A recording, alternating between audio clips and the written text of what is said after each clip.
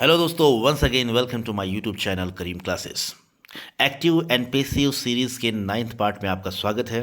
दोस्तों, आज हम चर्चा करेंगे इन्फिनेटिव सेंटेंसेस को किस तरीके से एक्टिव से पैसिव में बदल सकते हैं। दोस्तों, मैं आपको बताना चाहूँगा कि इन्फिनेटिव सेंटेंसेस यानी इन्फिनेटिव वर्ब का मतलब है टू प्लस वर्ब की फर्स्ट फॉर्म। सीधा सा मतलब है टू प्लस वर्ब की फर्स्ट फॉर्म, और ये एक नॉन फाइनाइट वर्ब है। और दोस्तों, जब हम इन्फिनेटिव सेंटेंसेस यानी जिन सेंटेंसेस में इन्फिनेटिव वर्ब होती है उन्हें जब एक्टिव से पैसिव में बदल सकते हैं, तो इसके लिए एक सीधी सी कंडीशन है कि इन्फिनेटिव वर्ब को तभी हम एक्टिव से पैसिव में बदल पाएंगे जब उस सेंटेंस में फाइनाइट वर्ब को हम एक्टिव से पैसिव में नहीं बदल सकते। अब नॉन फाइनाइट और फाइनाइट वर्ब क्या होती हैं? जैसे इन्फिनेटिव वर्ब्स होती हैं वो नॉन फाइनाइट की कैटेगरी में आती हैं, और दूसरी वर्ब होती हैं फाइनाइट वर्ब। तो इनमें बेसिक सा अंतर मैं आपको बता देता हूँ। हालांकि डिटेल में जब हम आगे मैं इन पर वीडियो बनाऊंगा तो मैं आपको समझाऊंगा। फिलहाल मैं आपको बेसिक सा इसका अंतर बता देता हूँ कि फाइनाइट वर्ब तो वो होती हैं जो सब्जेक्ट के नंबर और पर्सन के अनुसार बदल जाती हैं, और नॉन फाइनाइट वर्ब जैसे टू प्लस वर्ब की फर्स्ट फॉर्म जो इन्फिनेटिव फॉर्म है, ये सब्जेक्ट के नंबर और पर्सन के अनुसार नहीं बदलती है, यानी सब्जेक्ट के नंबर और पर्सन का इस पर कोई भी प्रभाव नहीं पड़ता है। एक एग्जांपल देख लेते हैं। जैसे फर्स्ट एग्जांपल है, इसी को मैं थोड़ा सा एक्सप्लेन कर देता हूँ। जैसे ये फर्स्ट एग्जांपल है, I have to do this work. तो यहाँ पर हैव जो है यानी सब्जेक्ट के बाद में जस्ट बाद में जो वर्ब आई है हैव, ये हमारी है फाइनाइट वर्ब, और टू प्लस डू ये हमारी हो गई इन्फिनेटिव वर्ब। यानी ये तो हमारी फाइनाइट वर्ब है और ये हमारी है infinitive verb, sorry non finite verb. और जैसे इन्फिनेटिव भी हम कहते हैं क्योंकि नॉन फाइनाइट की कैटेगरी में आती है इन्फिनेटिव वर्ब। अब जैसे आई के बाद में मैंने हैव लगाया, तो यहाँ पर ये सब्जेक्ट जो हमारा आई है उसके अकॉर्डिंग यहाँ पर हैव है, और बाद में टू डू फिर दिस वर्क, यानी I have to do this work, मुझे ये काम करना है। लेकिन अगर मैं मान लो इस सब्जेक्ट को चेंज कर देता हूँ, आई की जगह मैंने लगा दिया ही, तो ही हो जाएगा, और ही के साथ हम हैव नहीं रख सकते क्योंकि ही के साथ ही थर्ड पर्सन सिंगुलर है, इसलिए उसके साथ क्या आएगा? हैज़ आएगा, हैव नहीं आएगा। लेकिन आगे जो टू प्लस डू यानी इन्फिनेटिव फॉर्म है वर्ब की, वो वैसी की वैसी रहेगी, उस पर ही का या आई का कोई भी प्रभाव नहीं पड़ता है। तो पहला हमारा सेंटेंस था I have to do this work, और अगर मैंने सब्जेक्ट को चेंज कर दिया और ही कर दिया तो वहाँ पर हो जाएगा he has to do this work. तो यानी ही के साथ हैज़ आ गया, तो हैव तो चेंज हो गया। तो कहने का मतलब फाइनाइट वर्ब जो है उस पर सब्जेक्ट के नंबर और पर्सन का प्रभाव पड़ता है, लेकिन इन्फिनेटिव या नॉन फाइनाइट वर्ब जो है उन पर सब्जेक्ट के नंबर और पर्सन का कोई प्रभाव नहीं पड़ता। तो ये बेसिक सा इनमें अंतर है। डिटेल में जब भी मैं आगे इस पर वीडियो बनाऊंगा तो मैं आपको समझाऊंगा। आज हम सीखते हैं कि किस तरीके से इन्फिनेटिव सेंटेंसेस को एक्टिव से पैसिव में बदलें। तो हमारा पहला एग्जाम्पल देख लेते हैं दोबारा।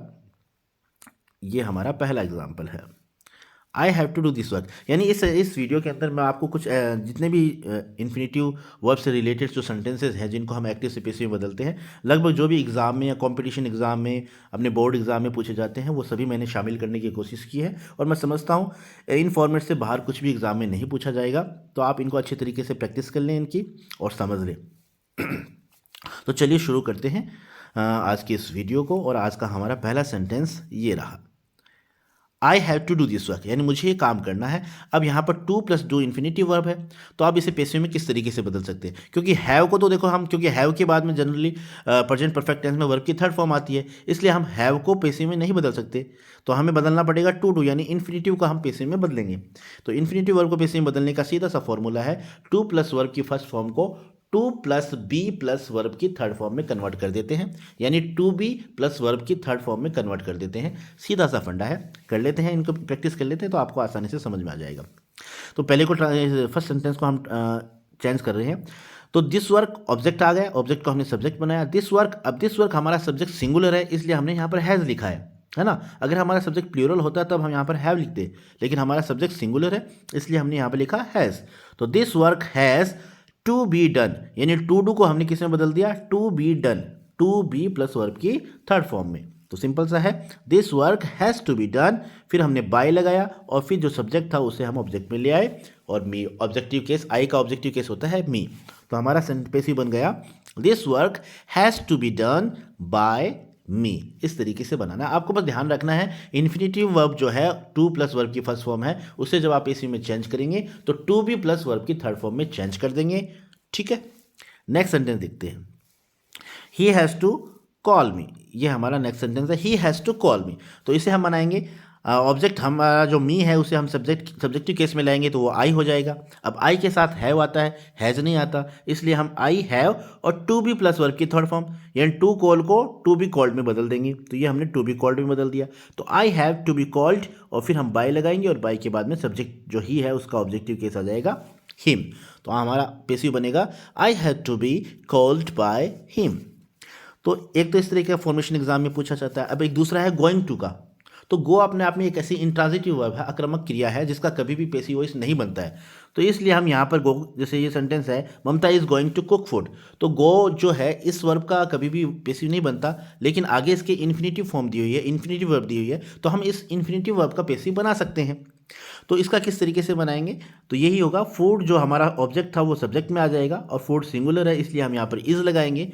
फूड इज गोइंग, टेंस वही रहने देंगे, सेंस नहीं बदलता है, बस स्ट्रक्चर बदल जाती है।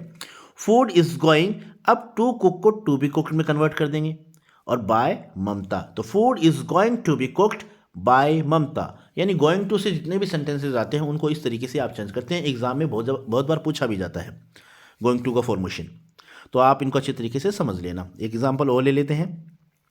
द जज is going to here the case tomorrow, the जज is going to here the case tomorrow. तो इसका पेसिव हो जाएगा द केस, ऑब्जेक्ट को हमने सब्जेक्ट बनाया, सिंगुलर है इसलिए हमने इज लगाया। द केस इज गोइंग, अब टू हियर को टू बी हियर्ड में कन्वर्ट कर देंगे, to plus be plus verb की थर्ड फॉर्म में। तो हो गया the case is going to be heard tomorrow by the जज। तो इस तरीके से गोइंग टू के फॉर्मेशन को हम जो इन्फिनिटिव वर्ब के साथ आता है उसे हम इस तरीके से एक्टिव से पेसिव में चेंज कर सकते हैं। नेक्स्ट एग्जाम्पल देख लीजिए। He is going to purchase a new mobile, यानी इसका मतलब ये हो गया कि वो एक नया मोबाइल खरीदने जा रहा है, खरीदने वाला है, यानी इन फ्यूचर वो खरीदेगा, है ना। तो अब इसका पेसिव बनाएंगे अ न्यू मोबाइल, यानी ऑब्जेक्ट को हमने सब्जेक्ट बनाया, फिर हमने इज लगाया क्योंकि हमारा सब्जेक्ट सिंगुलर है, और फिर गोइंग आएगा और गोइंग के बाद में टू बी वर्ब की थर्ड फॉर्म यानी टू बी परचेज्ड। तो टू परचेज को हमने कन्वर्ट कर दिया टू बी परचेज्ड में, और फिर हम बाय लगाएंगे और फिर बाय के बाद में जो सब्जेक्ट हमारा ही है उसका ऑब्जेक्टिव केस आ जाएगा हिम। तो हमारा सेंटेंस बनेगा a new mobile is going to be purchased by him. Next example देख लेते हैं। The teacher was going to punish the students, तो इसका पेसिव वैसे ही बनेगा, स्टूडेंट्स हैं वो सब्जेक्ट में आ जाएंगे, तो द स्टूडेंट्स। अब यहाँ पर हमारा सब्जेक्ट जो है, देखो टीचर तो हमारा सिंगुलर था, लेकिन स्टूडेंट्स जो हमारा अब यहाँ पर सब्जेक्ट, जो ऑब्जेक्ट को हमने सब्जेक्ट बनाया है, तो ये सब्जेक्ट हमारा प्लूरल हो गया। तो प्लूरल हो गया तो यहाँ पर हम जो हेल्पिंग वर्ब लगाएंगे वो क्या लगाएंगे, प्लूरल लगाएंगे। तो ये हो जाएगा हमारा the students were going to be punished. तो to be punished, to punish को हमने कन्वर्ट कर दिया टू बी पनिश्ड में बाय द टीचर। तो इस तरीके से हम इसे चेंज कर सकते हैं, the students were going to be punished by the teacher. तो ये दो फॉर्मेशन हमने सीख लिए, एक तो हैव टू हैज़ टू वाला, एक गोइंग टू वाला। इस तरीके से जो इन्फिनेटिव वर्ब के साथ आते हैं उन्हें इस तरीके से हम एक्टिव से पैसिव में बदल सकते हैं। अब एक नया फॉर्मेशन और है जो एग्जाम में पूछा जा सकता है। इस तरीके की फॉर्मेशन आती है, it is time, it is necessary, it is time, है ना, इस तरीके, it was time, it is time. तो ऐसा फॉर्मेशन भी आता है, कई बार एग्जाम में पूछा जाता है। तो उसे किस तरीके से एक्टिव से पैसिव में चेंज करना है वो देख लेते हैं। तो हमारे ये सेंटेंस है it is time to take dinner, तो इसे आप बदलेंगे तो इट इज़ टाइम का इट इज़ टाइम रहने देंगे। अब डिनर जो था वो ऑब्जेक्ट को पहले ले आएंगे और इसको फॉर प्रीपोजिशन से जोड़ेंगे आप, ठीक है। ऐसा फॉर्मेशन जब भी आता है तो आपको इस तरीके से ही सॉल्व करना है। तो it is time for dinner to be taken. अब टू जो इन्फिनेटिव वर्ब है हमारी, उससे आप हमेशा चाहे कैसा भी फॉर्मेशन आए, तो जब हम इन्फिनेटिव वर्ब को पेसिव में बदलेंगे तो टू वर्ब की फर्स्ट फॉर्म जो है उसे हम टू बी प्लस वर्ब की थर्ड फॉर्म में बदलेंगे। तो ये तो हमें करना ही करना है। तो अब it is time for dinner, dinner को हम यहाँ ऑब्जेक्ट था उसे पहले ले आए, तो it is time for dinner और टू बी प्लस वर्ब की थर्ड फॉर्म। तो इस तरीके से आप चेंज कर सकते हैं इन्हें। अगला एग्जाम्पल देख लेते हैं। It is necessary to read this chapter, तो उसी तरीके से आप चेंज करेंगे, इट इज़ नेसेसरी और चैप्टर को पहले ले आएंगे, तो चैप्टर से पहले आप प्रीपोजिशन फॉर लगाएंगे। तो it is necessary for this chapter to be read, read की सेकेंड और थर्ड फॉर्म रेड होती है, ठीक है, स्पेलिंग सेम होती है। तो इस तरीके से आप चेंज कर सकते हैं। एग्जाम्पल और देख लेते हैं। It is time to attend the meeting, तो आप इसे बनाएंगे it is time for the meeting to be attendant, यानी ऐसा फॉर्मेशन अगर आपके सामने आता है एग्जाम में तो आपको इस तरीके से ही सॉल्व करना है। सेंस नहीं बदलता, स्ट्रक्चर बदल जाती है, ये आपको ध्यान रखना है। और टू प्लस वर्ब की फर्स्ट फॉर्म होती है, उसे टू बी प्लस वर्ब की थर्ड फॉर्म में कन्वर्ट कर लेते हैं। ये बात आपको अपने जहन में अच्छे तरीके से बैठा लेनी है, ठीक है। नेक्स्ट एग्जाम्पल देखते हैं। I have no money to spend. अब ये नया फॉर्मेशन है, जैसे ये और भी इजी है। I have no money to spend, मेरे पास खर्च करने को कुछ पैसे नहीं है। अब इसका दूसरा जो पैसे बनाएंगे तो उसका मतलब ऐसा हो जाएगा, वो ऐसे बनेगा, I have no money to be spent, यानी टू स्पेंड को हमने कन्वर्ट कर दिया टू बी स्पेंट में, यानी to plus be plus verb की थर्ड फॉर्म।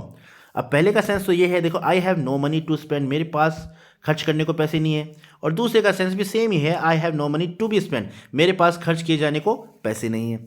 करने को या किए जाने को बात तो एक ही है, सेंस तो एक ही निकल रहा है, लेकिन बस स्ट्रक्चर चेंज हो जाती है। टू प्लस वर्ब की फर्स्ट फॉर्म होती है, उसे हम to plus be plus verb की थर्ड फॉर्म में कन्वर्ट कर देते हैं। फॉर्मेशन कुछ थोड़े थोड़े अलग अलग हैं, तो उस तरीके उन सभी फॉर्मेशन को मैंने इस वीडियो में शामिल करने की कोशिश की है। तो आप सभी की कुछ कुछ एग्जाम्पल दिए हैं, आप उनको देख लें ताकि एग्जाम में इनसे रिलेटेड कोई एग्जाम्पल पूछे जाते हैं तो आपको कोई दिक्कत ना हो और आप आसानी से उन्हें सॉल्व कर सकें।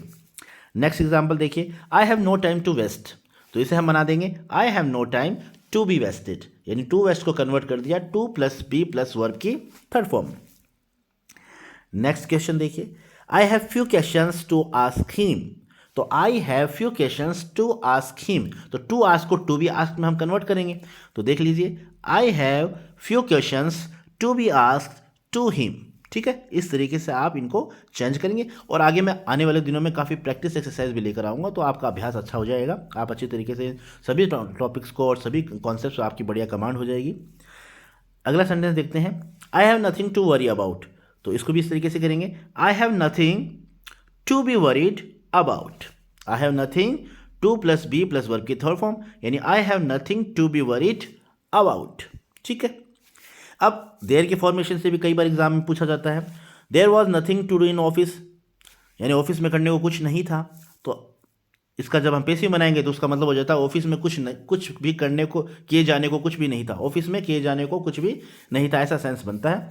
तो इसको हम बनाएंगे पैसिव में, तो हो जाएगा there was nothing to do को आप बना देंगे टू बी प्लस वर्ब की थर्ड फॉर्म में, तो there was nothing to be done in office. इस तरीके से आप देयर वाले फॉर्मेशन को भी आप एक्टिव से पैसिव में बदल सकते हैं।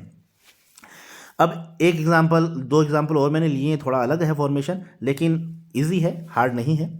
The peon needs to clean the room, तो ये इसे हम बनाएंगे, ऑब्जेक्ट को सब्जेक्ट बनाएंगे, द रूम नीड्स और to be clean, to clean को हमने वर्ब की to plus be plus verb की थर्ड फॉर्म में कन्वर्ट कर दिया, तो the room needs to be cleaned by the peon.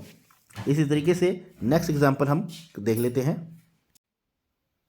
हाँ, तो ये रहा sentence, Imran seems to finish this work by the evening, तो आप इसको इस तरीके से चेंज करेंगे, ऑब्जेक्ट को हमने सब्जेक्ट बनाया दिस वर्क, और सीम्स क्योंकि सिंगुलर है इसलिए सीम्स ही रहेगा, तो दिस वर्क सीम्स, और फिर टू फिनिश को हमने बनाया to be finished by the evening by Imran. तो इस तरीके से आप ऐसे फॉर्मेशंस जो भी हैं, एक्टिव किस फॉर्मेशन है इन्फिनेटिव वर्ब को यूज़ करते हुए, जिनमें इन्फिनेटिव वर्ब आ रही है तो आप उन्हें एक्टिव से पैसिव में इस तरीके से आसानी से चेंज कर सकते हैं। यानी इन्फिनेटिव वर्ब से रिलेटेड जितने भी सेंटेंसेस हैं, जितने भी फॉर्मेशन हैं एग्जाम में पूछे जा सकते हैं, वो सभी मैंने एक एक दो एग्जाम्पल सभी के मैंने इस वीडियो में शामिल करने की कोशिश की है।